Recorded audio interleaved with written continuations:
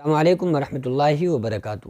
ناظرین کرام، ہر انسان کے ہاتھوں میں لکیریں ہوا کرتی ہیں، اور آپ نے بھی سنا ہوگا کہ بہت سارے لوگ ایسے ہیں جو ان لکیروں کو پڑھتے ہیں اور اس سے یہ معلوم کرتے ہیں کہ ہم آنے والے وقت میں جو ہمارا آنے والا کل ہوگا وہ کیسا ہوگا، ہماری آنے والی لائف کیسی ہوگی، اور ان لکیروں کے ذریعے سے دیکھ کر کچھ لوگ بتاتے بھی ہیں اور کچھ لوگ خود ہاتھوں کو دیکھتے ہیں اور لکیروں سے سمجھ لیتے ہیں کہ ہمارے آنے والی لائف کیسی ہوگی۔ تو اس بارے میں اسلام کیا کہتا ہے؟ دیکھیے، آقا علیہ الصلوۃ والسلام کی احادیث سے اور قرآن مقدس سے جو بات ثابت ہوتی ہے وہ یہ ہے کہ اللہ تبارک و تعالیٰ نے انسان کے پیدا ہونے سے 50,000 سال پہلے بندے کی تقدیر لکھ دی، اور اس میں لکھ دیا کہ اس میں ساری چیزیں لکھ دی، انسان کی کتنی زندگی ہونا ہے، کب موت آنی ہے، کتنا رزق ملنا ہے، غریبی میں زندگی گزرے گی یا امیری میں زندگی گزرے گی، انسان پہلے غریب ہوگا بعد میں امیر ہو جائے گا یا پہلے امیر ہوگا بعد میں غریب ہوگا۔ یہ ساری چیزیں اس تقدیر میں، مقدر میں اللہ تبارک و تعالیٰ نے انسان کو پیدا کرنے سے 50,000 سال پہلے لکھ دیا۔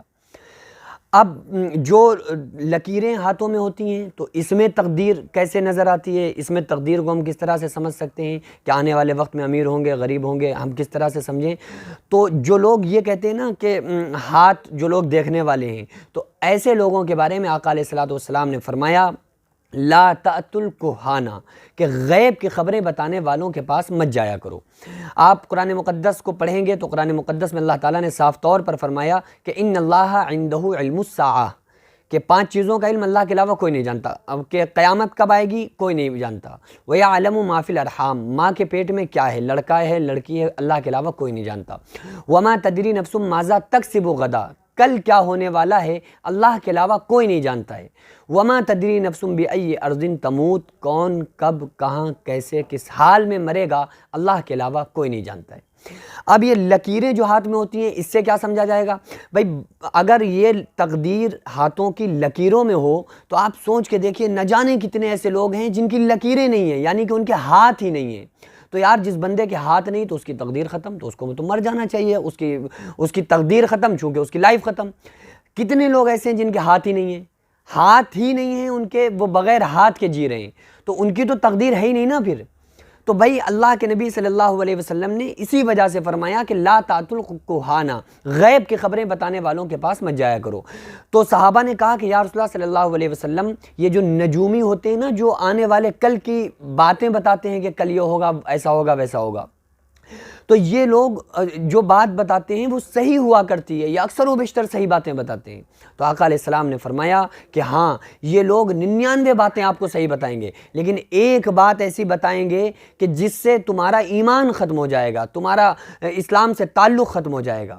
آپ سوچئے نا کہ اگر کسی انسان نے 99 باتیں بتائیں، وہ ساری باتیں اس کی 99 صحیح نکلیں کہ تم ایسا کرو گے پھر یہ ہوگا وہ ہوگا، 99 باتیں اس نے صحیح بتا دیں، اور اس کے بعد پھر ایک بات ایسی کوئی بتا رہا ہے جو ہمارے سمجھ میں نہیں آ رہی، تو انسان اسے بھی مان لے گا کہ بھائی 99 باتیں صحیح بتائی ہیں تو ایک بھی صحیح بتائے گا۔ اسی وجہ سے آقا علیہ السلام نے ایسے لوگوں کے پاس جانے سے منع کیا ہے۔ سوال یہ پیدا ہوتا ہے نجومیوں کے پتہ کیسے چل جاتا ہے، یہ صحیح بات بتاتے کیسے ہیں؟ تو دیکھو، یہ شیطان آسمانوں پر جو چرچے ہوتے ہیں نا، فرشتے کرتے ہیں، تو ان باتوں کو شیطان اچک لیتا ہے، سن لیتا ہے، پھر وہ آ کر جو غیب کی خبریں لوگ بتاتے ہیں، جو نجومی ہوتے ہیں، ان کے کانوں میں آ کر وہ پھونک دیتا ہے، تو وہی نجومی جو ہوتے ہیں وہ وہی باتیں پھر ان کو لوگوں کو بتا دیتے ہیں، انہی باتوں کا لوگوں میں چرچا کرتے ہیں۔ تو ایک مرتبہ میری عمر میں بہت چھوٹا سا تھا، بہت کم میری عمر تھی، تقریباً 12-13 سال ہوگی۔ میں پڑھنے جا رہا تھا، اسٹاپ پر جب پہنچا تو وہاں ایک بھیڑ لگی ہوئی تھی۔ مجھے آج بھی یاد ہے کہ ایک نجومی بیٹھا ہوا تھا اور سارے لوگ اس کو گھیرے ہوئے بیٹھے تھے، تو وہ سب کے بارے میں کچھ نہ کچھ بتاتا تھا کہ بھائی ایسا ہوگا تمہارے ساتھ، ایسا ہوگا تمہارے ساتھ، ایسا ہوگا۔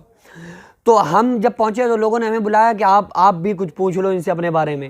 تو ہم چونکہ چھوٹے سے تھے، عمر ہماری بہت چھوٹی تھی، میں بہت کم عمر کا تھا، اور اس وقت میں حفظ ہو چکا تھا، اور قرأت کا کورس بھی ہمارا ہو چکا تھا، اور عالم کا کورس میں پڑھ رہا تھا۔ 13 سال کی تقریباً میری عمر تھی۔ تو میں جب ان کے پاس پہنچا نا، تو اچھا یہ الحمدللہ میرے والد کا احسان ہے کہ ہمارے والد صاحب نے شروع سے ہم کو دین کی بات بتانا، حدیثیں یاد کرانا، حدیثیں سکھانا، اور ایک اچھی تعلیم و تربیت ہم دینا، یہ ہمارے والد نے ہمارے اوپر بہت محنتیں کی، تو میں ان چیزوں کو بہت اچھے سے سمجھا ہوا تھا۔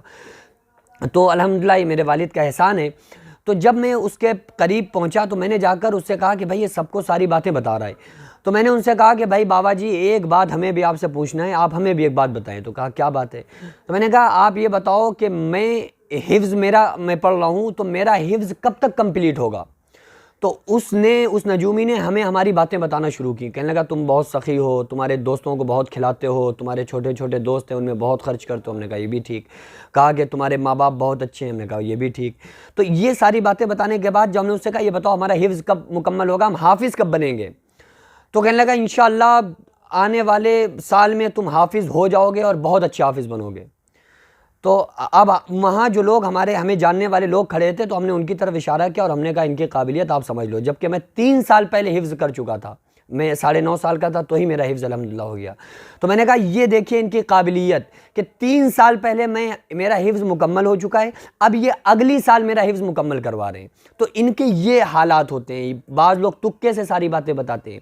تو اس لیے ان چیزوں پہ یقین رکھنا، بلیو کرنا بالکل نہیں چاہیے۔ ہمیں اللہ اور اس کے رسول صلی اللہ علیہ وسلم کی بات کو ماننا چاہیے اور تقدیر پر بھروسہ کر کے اللہ نے جو ہمارے مقدر کیا ہے وہی ہم کو ملے گا۔ ایک دانہ زیادہ نہیں مل سکتا، ایک ذرہ ہماری رزق سے کم نہیں ہو سکتا، یہ عقیدہ ہم کو بنانا چاہیے، یہی قرآن کا دیا ہوا عقیدہ ہے۔